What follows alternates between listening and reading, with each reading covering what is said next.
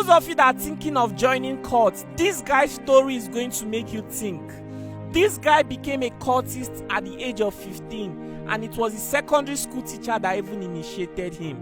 This story is going to make you think, because this guy made a lot of bad decisions, but today he has given his life to Christ and is here to tell his story. We were given money then by one of the prominent men in the town that we should go and move a ballot box, because then I had 2 guns then. I was using a 6-round revolver, Oka made, locally made one, and then I was also using a 12-round Beretta bottom loader made in Germany.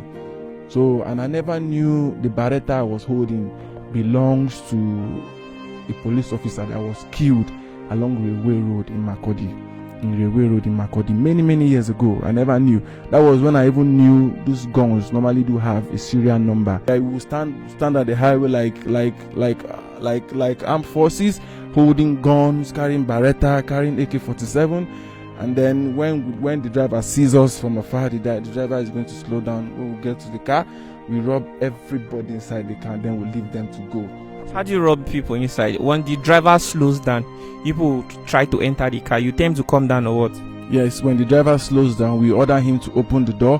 When he opens the door, and then we go inside. When like 2-3 persons go inside, they silence everybody, and then we have some of us at the extreme end of the road checking to know if any other vehicles are coming. There are churches in Makurdi with 150 congregation, with 200 congregation. We do go to rob them when these churches are holding night vigils in the night. While I was a pilot, during my regime as a pilot, when these churches are holding night vigils at night, I move my cartels, I move my men. We go to the churches, we rob everybody in the church. Hi, my name is Awolola Waleola. I became a cultist at the age of 15. I started carrying gun at the age of 17, and I found myself in prison at the age of 19. I am here to share my testimony today, and I wish and hope all of us learn from it. Bro, I can't believe you became a cultist at the age of 15. Can you tell us how this happened? Okay, it all started in Otukpo, Benue State some years ago. I was in JSS 2. And then I used to have an Introtech technology teacher then. The man liked me very much, and he was very fond of me because I was one of the smartest students in school then, and also one of the neatest. So then I was a Muslim, and then the man introduced me to one of the big boys in school. Then the guy was in JSS 3, I was in JSS 2. The teacher was taking us Introtech. Introduced me to the guy. The guy's name is Bullet, and then that was how I found myself. I became a member of the Junior Vikings Confraternity of Nigeria, also known as the Ajay Mates. That was many years ago in Benue State. And then gradually I saw myself in JSS 3. I was, with the help of God, I was able to pass my junior WAEC, and then I moved to SS1. Meanwhile, I was growing in the confraternity. Not just growing in the confraternity, but I was also growing in power, because I never knew, though then while I was in junior secondary school, we were hearing stories of how they kill people, how they murdered people, but we never knew one day it was going to be our turn. We never knew. We were just like the upcoming ones. We were growing up to experience the same thing, not knowing the game is the survival of the fittest. What are some of the things bad association made you do? A lot. I will start from my academic, from the educational aspects. I started going down in my education. I used to be a very brilliant student. And even if I don't read, I pass my exams. And then I have a lot of friends back then in school that I know they were only close to me because I was very intelligent. And then I started doing drugs. I started taking tramadol at the age of, I think from my JSS 2, I started taking tramadol. Then tramadol was 20 naira. I normally do buy a card then for 80 naira, 100 naira a card. Then I was taking Refnol. I was taking codeine. This was during the time of when codeine was sold very cheap. I was doing all sorts of drugs. And then by the time I got to SS1, I was already addicted to these drugs. Very much addicted to that. I can't even go a day without taking it. If a day comes now and I don't take tramadol, then my body system. I'll be feeling very hot. I'll be feeling all my body is going to be itching me. If it takes like 2-3 days and I don't take Refnol, I won't be able to sleep at night. So the relationship I had with those friends, we were now going out to rob. We're going out to rob. There are mothers that sells fire akara by the roadside. We go there, we while causing havoc, while going on HIT, we move the akara, we move the malam that sells suya, we pack their suya, we pack their chickens, collect their phones. We were causing a lot of havoc in the community. It even got to a stage where we were giving money by one of, then I was in Junior Vikings confraternity. We were giving money then by one of the prominent men in the town that we should go and move a ballot box. And then we succeeded in moving the ballot box then many years ago while still in Benue State. We succeeded in moving the ballot box. We were only 4 in number.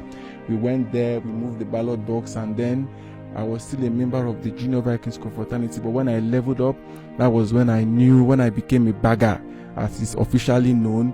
That was when I knew what I was into. I was now seeing myself. I was carrying gun. I was seeing myself carrying cutlasses. I was seeing myself.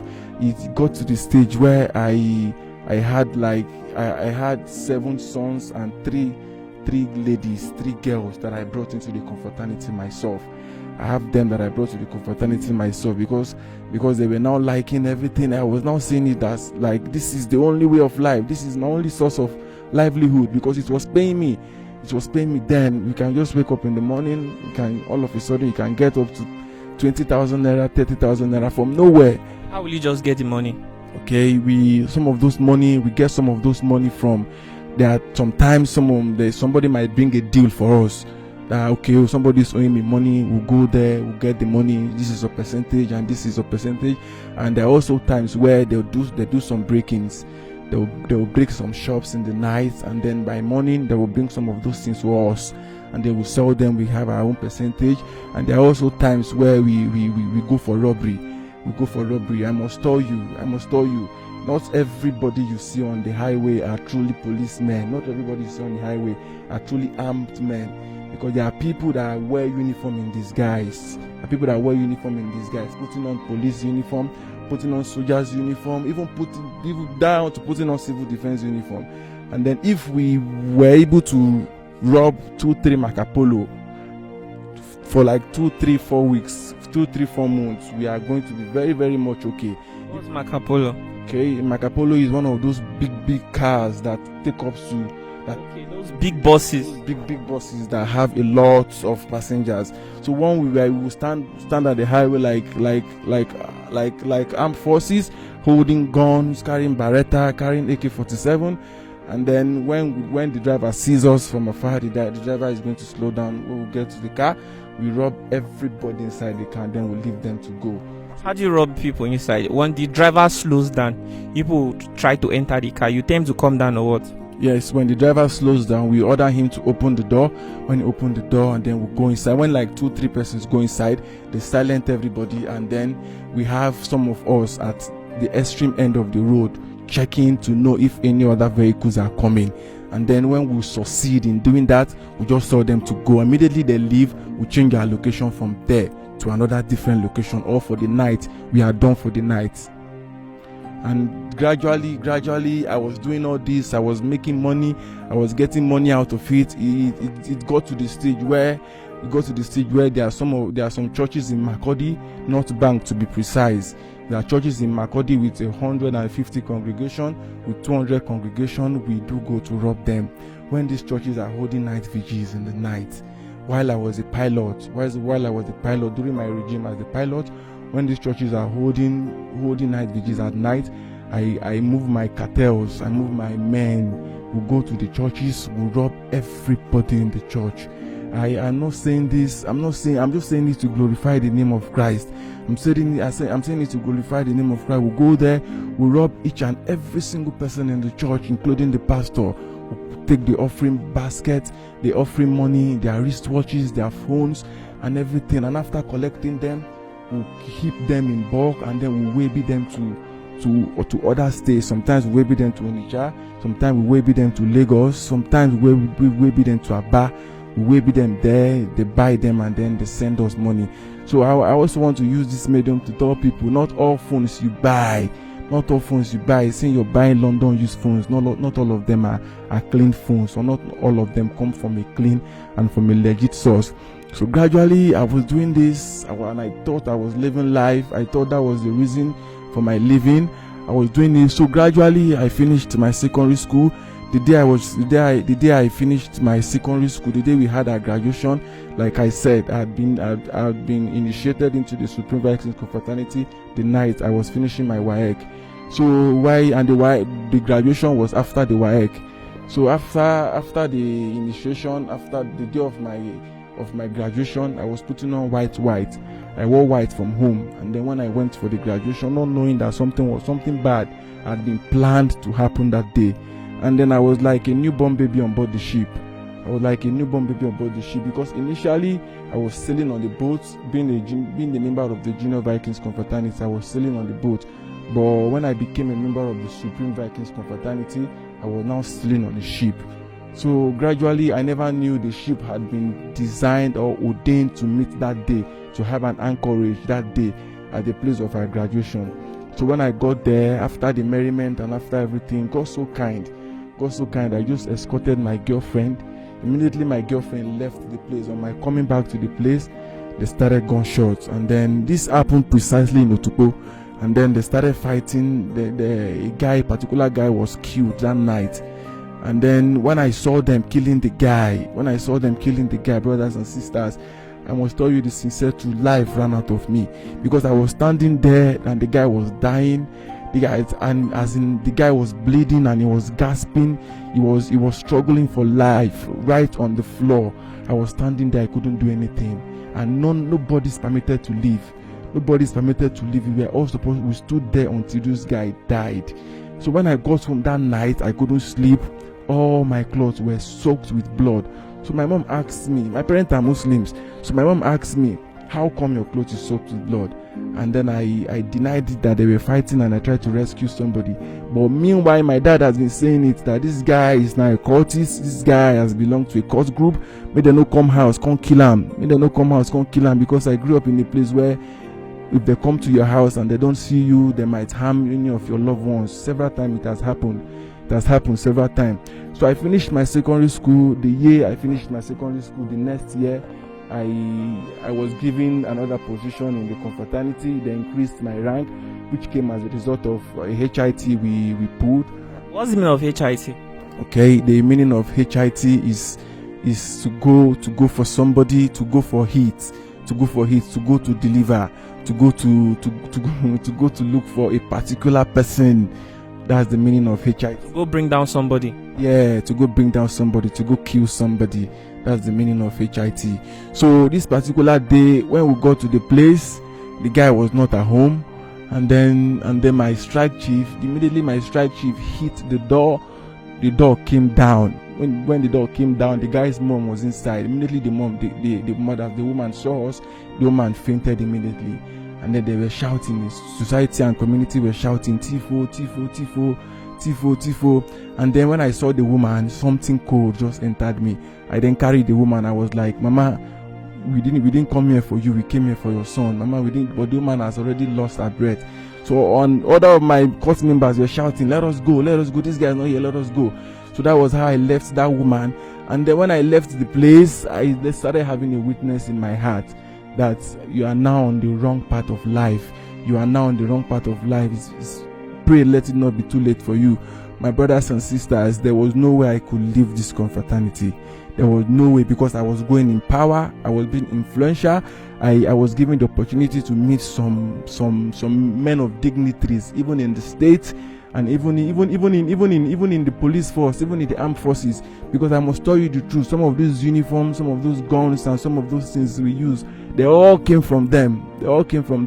I'm deciding not to show my face on this video for security reasons. So like I said, I was going in power, I was being influential.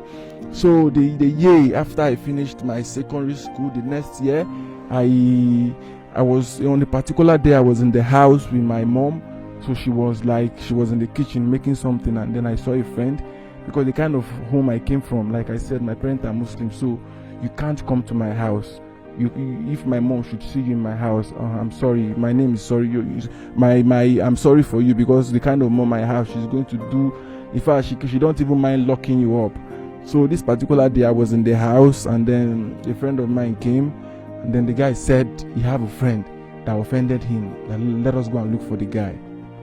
I was like, this guy not do me anything. He said, let's go and look for the guy.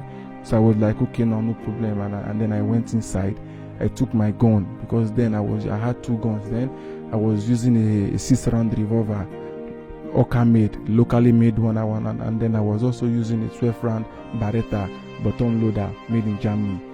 So, and I never knew the Beretta I was holding belongs to a police officer that was killed along Railway Road in Makurdi many years ago. I never knew. That was when I even knew these guns normally do have a serial number. So I took my gun, and then the guy was outside. He was already holding his gun also. He was having a 1-pipe cartridge, a 1-pipe carto with him. So while I was leaving the house, I took my hoodie. While I was leaving the house, my mom was like, why are you going to this night? It was past 8. Why are you going to this night? It's getting dark. You know your dad will soon be home, and if he comes home and he don't see you, he will start complaining. I was like, Mom, don't worry, I'll be with you shortly. I'm coming. So I left the house. I followed this guy. I left the house. Please follow me carefully. So when we got to the guy's place, we took a bike. It was like a 20 to 25 minute drive from my place. So we took a bike to where we were going to. When we got there, we asked for the guy. They said the guy was not at home, that he just escorted his girlfriend. It was now getting dark, and I was like, this is the perfect opportunity for me to even do what I want to do, for us to hurt this guy and then do some robbery here before we go. We were 4 in numbers. So they said the guy just escorted his girlfriend. So I was like, okay, where did he follow? So we were given the direction. I said, let us follow him, not knowing that security men have already gotten the information that we are in the environment. So they laid an ambush for us at the front. So when we got to the place where they laid the ambush, they ambushed us, and then we started running. To some extent, we exchanged shots with those vigilante men, not even police, vigilante men.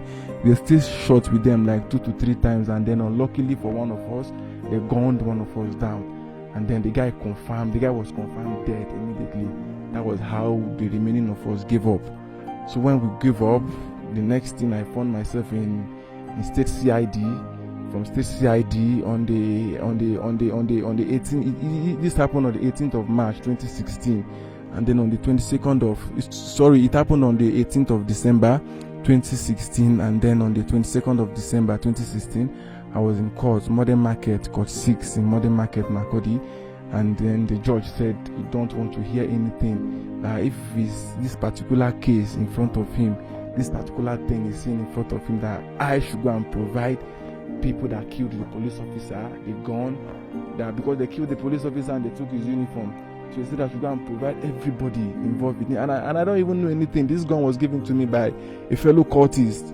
So I don't know anything. Immediately when this guy had police have arrested me, the guy don't run. He was nowhere to be found. So the judge said they should take us to the prison. I should be remanded. They should bring back my case before him in 6 months' time. That was when I was like, hi, Mom, don't worry, please stop crying for me. I caused everything myself. Because they were warning me, they were giving me warning. I know here. They were giving me warning. I know here, because I was like, I have everything. I have secret society, I have power, I have guns, I have cutlass, I have men that can stand for me. That was when I knew my brother and sister, nobody would do for you if not be your family. That was when I was left alone with my family members. Right at the court. I started crying on the 22nd of December 2016. I was crying, and then I told my mom not to worry, that because of everything, that she should just go, that I'll face the consequences of what I did. And I was like, okay, no problem. So they took us to prison in Makurdi.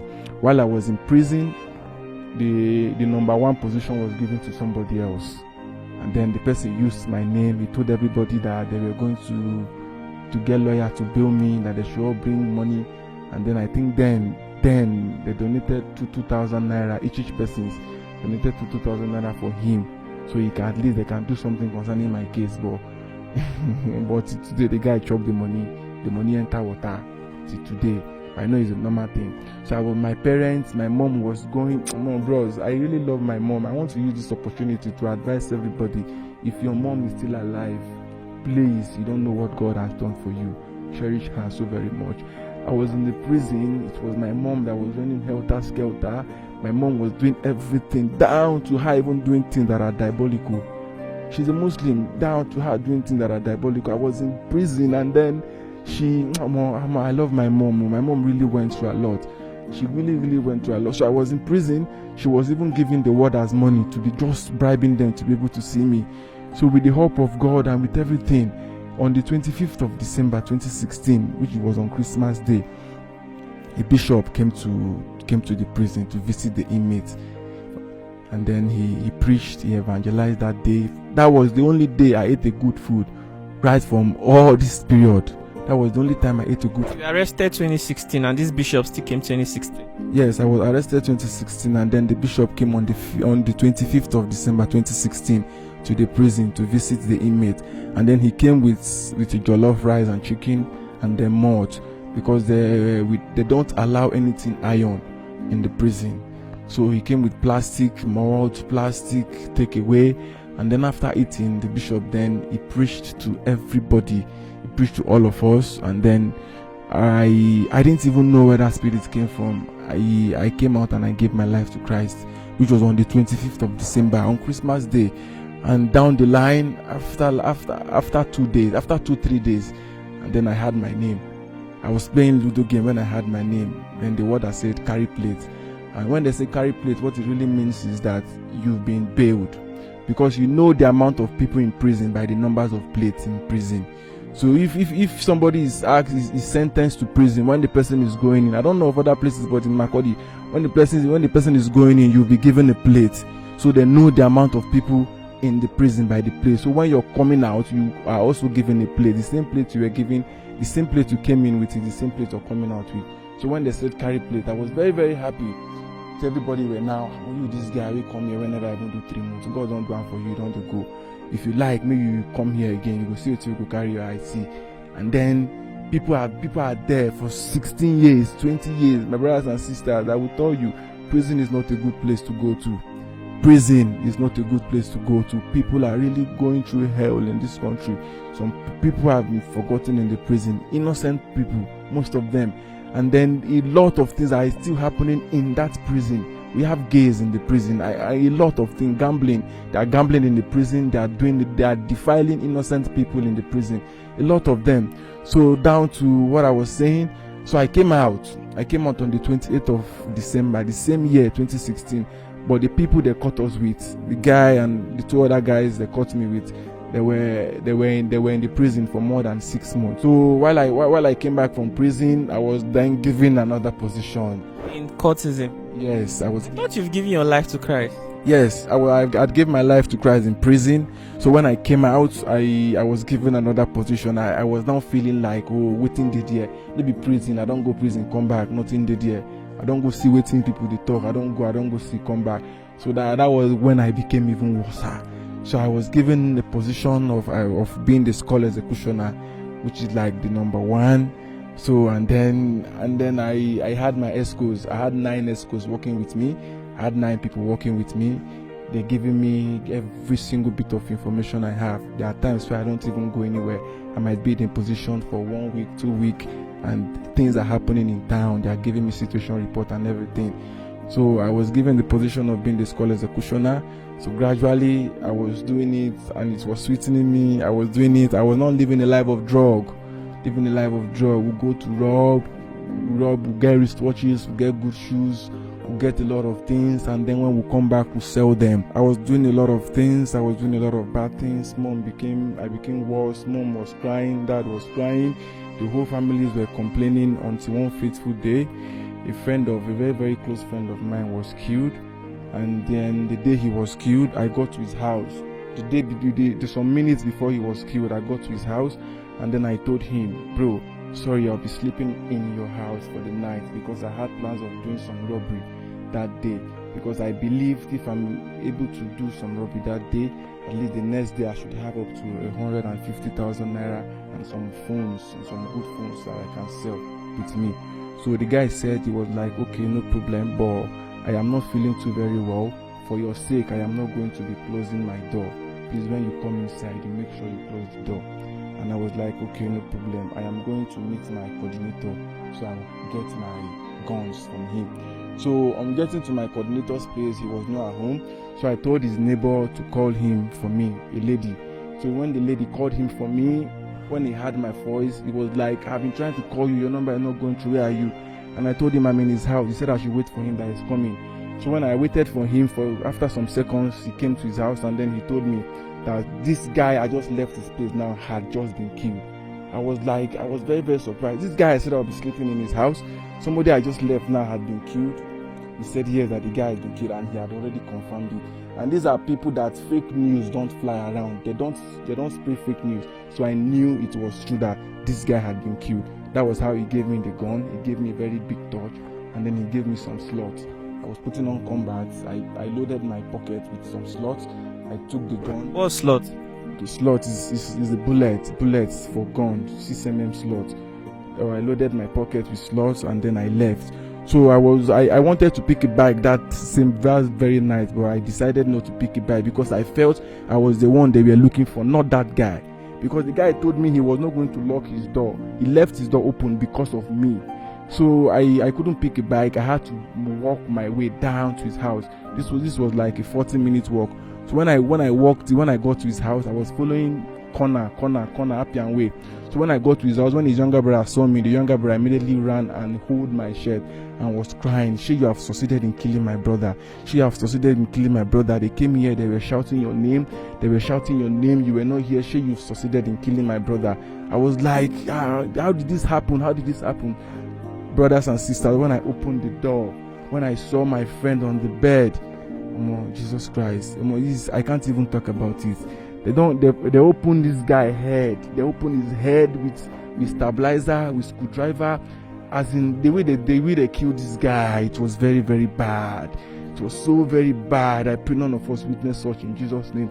It was so very bad that they took like two rubber paint of blood from his house. They took 2 rubber paint of blood from his house. That was the day I now decided that no, I must revenge. No, I must do something. That was when I grouped my own cartels. I grouped my own men, and then we decided that we are going to turn the whole town upside down. So we were there, we gyrated, we formed the circle in his house.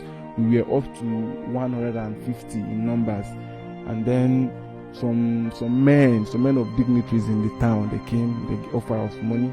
Some gave us 150, another person gave us 50, another person gave us 170, that we should go and buy what we want to buy with it. And then somebody volunteered. The person came with a lot of machetes, almost 20-something machete for us. And then we were going to buy slots. We ordered for some slots with the money, from the money. And then somebody came up with an idea. Instead of getting slots, why not just buy fuel? When we buy fuel, we burn up houses, so we know we've done the best. So we said, okay, no problem. Then I was on drugs. I had taken up to 4 sachets of Refnol that same day. I was on drugs, I was on alcohol, I don't even know myself. So we sent somebody to go and buy fuel. The person buy fuel, 25 liter, and then we filled up the bottles of Squadron we've drank. We took up to 20 bottles of Squadron, so we filled up the whole bottles, and then we used a handkerchief, red handkerchief, to tie the mouth. So if we come to your house and you are not at home, we hit the bottle on the wall, we light it up, and then we leave. And we caused a lot of disaster that same day. We started a movement, we started a heat from 6:30 p.m. in the evening, and we were not even hiding our face. The whole community was seeing our faces. After doing what we did that same night, I learned a lesson that same night, my brother, and I would love to share that lesson I learned. After we did everything we were supposed to do that night, I was carrying a bag. I was having a whole lot of money with me because we did a lot of robbery. 3 people were killed, and then we burnt houses. So I then where I slept, and then I woke up the next day, I only saw myself with 330 naira. I was very, very surprised. How did this happen? And then I realized that the process I slept, the people that I call my own very cult members, they robbed me.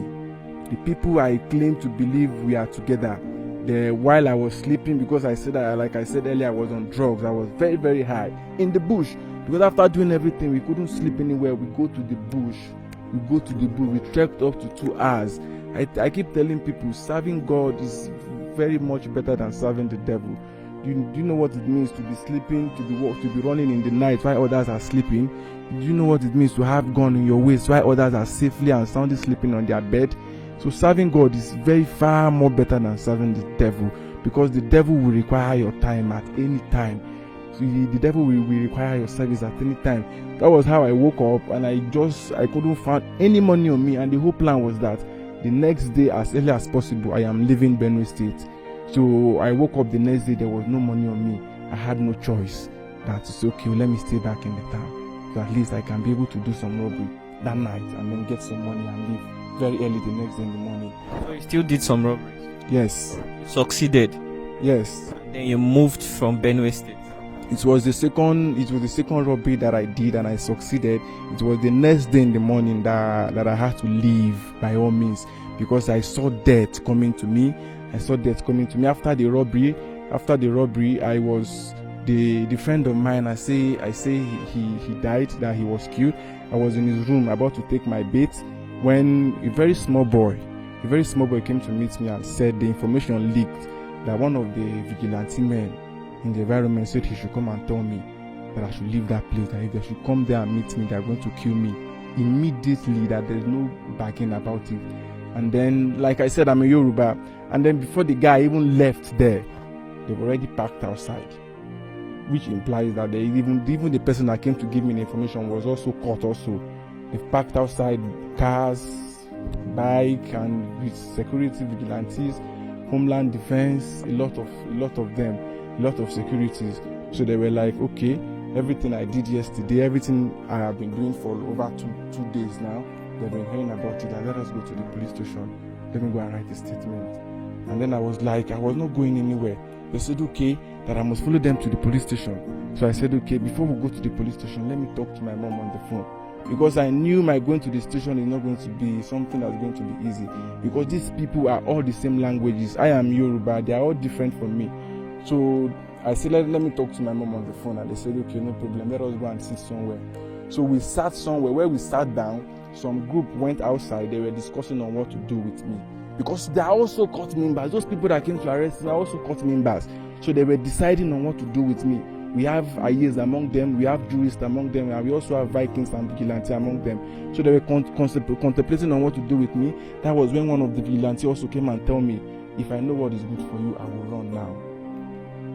And then I looked at the small boy that came to give me the information that he caught with me, and I told the guy, I'm going. That was how I ran. I left Benue State. My parents never knew where I was. So the information was now all over the places that have been killed, that they've killed me, they burnt.